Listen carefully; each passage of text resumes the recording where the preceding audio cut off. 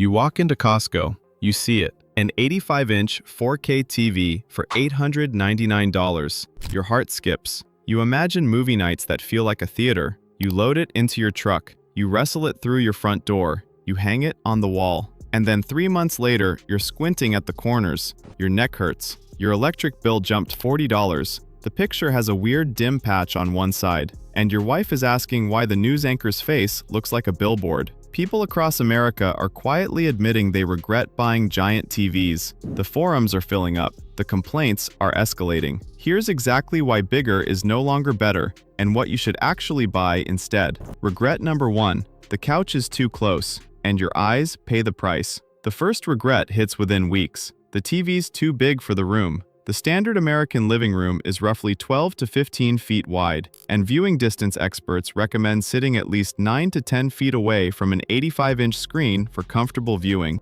Most people are sitting 7 feet away or closer. Forum users in 4K TV have posted thread after thread about eye strain, headaches, and what they're calling stadium neck, the constant left-right scanning required to watch a screen too large for the space. A commenter on a home theater forum described it as watching a tennis match every time you watch a movie. The mechanism is simple. Your eyes were designed to track movement across a manageable field of view. When the screen exceeds that field, you're physically working to follow the action. After a 90-minute movie, your eyes feel like you've been driving through fog. Most buyers don't think about viewing distance until the TV is already mounted. That's wild. Now wait until you hear about the energy bill, the electric bill spike nobody warned you about. Here's something most buyers don't check before purchasing. An 85-inch 4K TV pulls significantly more power than the 55-inch it replaced. According to Energy Star data and manufacturer spec sheets, large 4K and 8K TVs can pull 150 to 300 watts during typical viewing,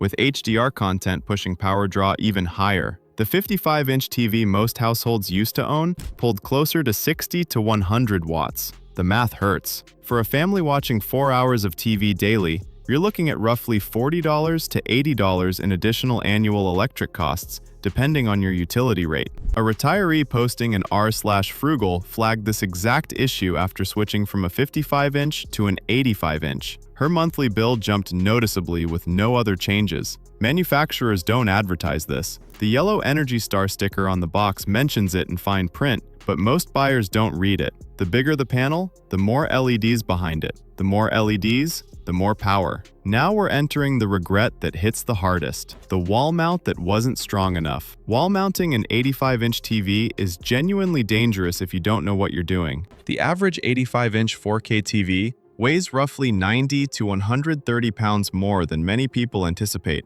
Standard wall mounts rated for 70-inch TVs are not rated for 85-inch panels. Forum users in r/home improvement and r/home theater have posted horror stories of TVs falling off walls because the mount was undersized, drywall anchors that gave out because the installer didn't hit studs, and damaged TVs because they slipped during the lift. Best Buy installation services for large TVs typically run $200 to $400, and most professional installers recommend reinforcing the wall structure for panels over 80 inches. The mechanism is mounting hardware ratings. A mount rated for up to 85 inches often has a weight ceiling that gets pushed beyond comfortable margins with modern LED backlit panels. A retiree commenter described mounting his new 85-inch and watching the bracket slowly bend over the next month before he caught it. Your wall isn't ready for a TV that big. Most aren't. Now, the regret ruins movie night. The picture quality drops at close range. Here's the trap nobody talks about.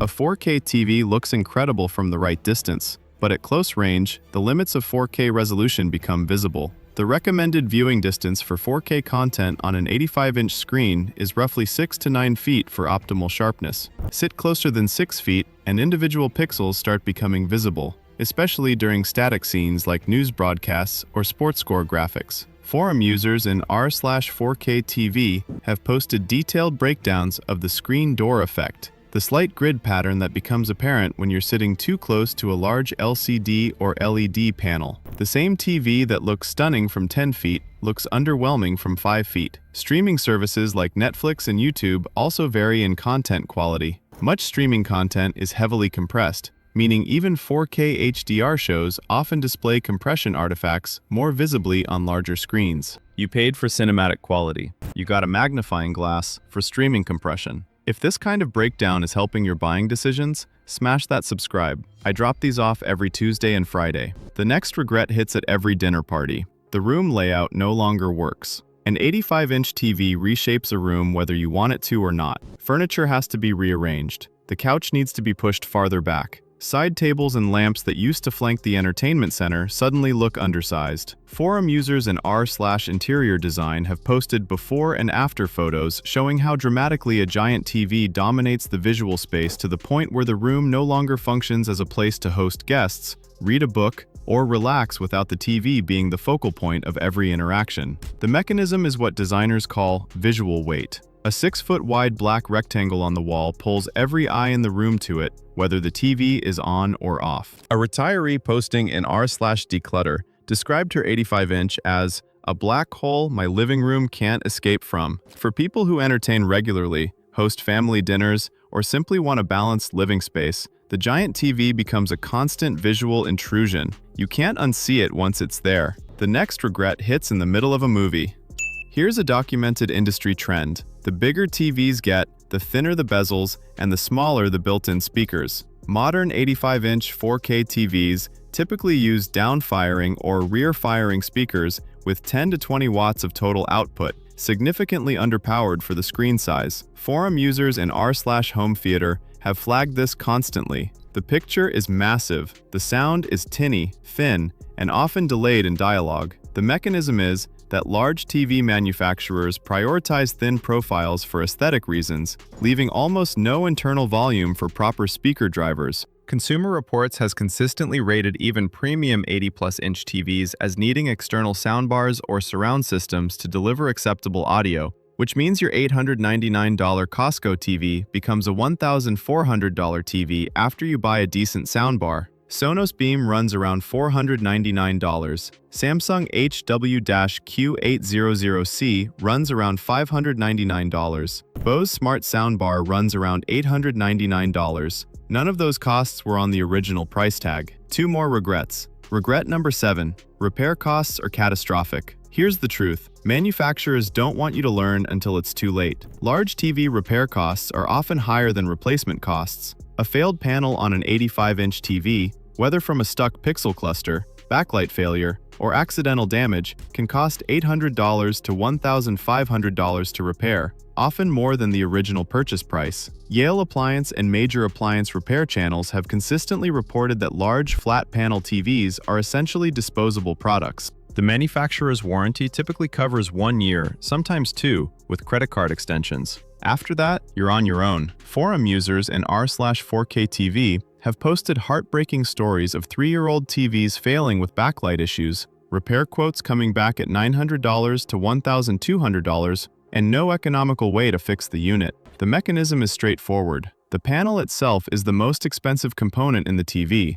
and large panels are produced by a small number of suppliers worldwide. Replacing one isn't really a repair. It's a partial rebuild. For a household that thought they were buying a long-term entertainment piece, you're potentially looking at a $900 disposable device every 4 to 6 years. Now the biggest regret of all. The resale value crashes within 2 years. Here's the twist nobody talks about when you're walking out of Costco with that boxed 85-inch on a flatbed cart. The resale value of giant TVs craters faster than almost any consumer electronics category. A TV purchased for $899 at Costco today is worth roughly $250 to $400 on Facebook Marketplace within 2 years, and roughly $100 to $200 within 4 years. The depreciation curve is steeper than smartphones, steeper than appliances, steeper than most major electronics. The mechanism is what industry analysts call feature obsolescence. TV manufacturers release new models every 12 to 18 months with marginally improved features such as mini LED,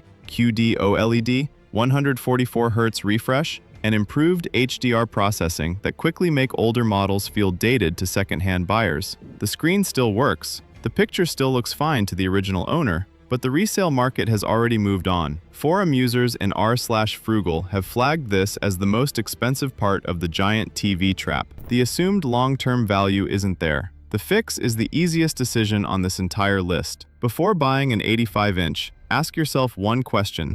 Is this TV the right size for the room I'll actually be sitting in? Or am I buying it because it looks impressive in the store? The store has 50-foot ceilings and 100 feet of viewing distance. Your living room doesn't. The right TV for most American homes is 55 to 65 inches at 4K resolution from a quality brand like LG, Sony, or Samsung, running $500 to $800, fitting most living rooms perfectly and lasting 6 to 8 years without the regret cycle. A 75-inch TV is a stretch for most rooms. An 85-inch is overkill for nearly all of them. Walk into Best Buy. Measure your room first. Buy the right size, not the biggest size. Save the $400 difference. Spend it on a proper soundbar. Enjoy your TV for years instead of regretting it within months. 8 regrets. Thousands of dollars are wasted if you let the size bug win in the Costco aisle. Now I want to know, which regret hits you the hardest? Number 1 with the eye strain,